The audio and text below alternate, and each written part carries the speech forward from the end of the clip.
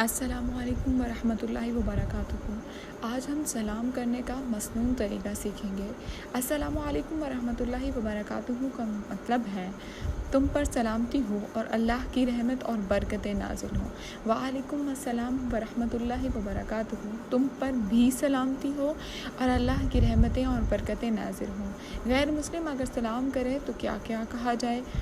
رسول صلی اللہ علیہ وآلہ وسلم نے فرمایا، جب تمہیں اہل کتاب سلام کہیں تو انہیں وعلیکم تم پر بھی سلامتی ہو کا جواب دیا جائے۔ کون سا سلام سب سے افضل ہے؟ السلام علیکم ورحمۃ اللہ وبرکاتہ 30 نیکیاں ملتی ہیں، السلام علیکم ورحمۃ اللہ پہ 20 نیکیاں ملتی ہیں، اور السلام علیکم پہ 10 نیکیاں ملتی ہیں۔ جب ہم نے نیکیوں کی بات ہی نہیں کرنی، ہم نے سلام کرنا ہے تو ہم پورا کیوں نہ کریں؟ سلام کو عام کرنا۔ حضرت محمد مصطفیٰ صلی اللہ علیہ وآلہ وسلم نے ارشاد فرمایا، تم جنت میں داخل نہیں ہو سکتے جہاں تک کہ تم مومن بن جاؤ، اور تم مومن نہیں بن سکتے جب تک آپس میں محبت نہ کرنے لگو۔ کیا میں تمہیں ایسی چیز نہ بتاؤں کہ جب تم وہ کرو تو وہاں محبت کرنے لگو؟ آپس میں سلام کو عام کرو۔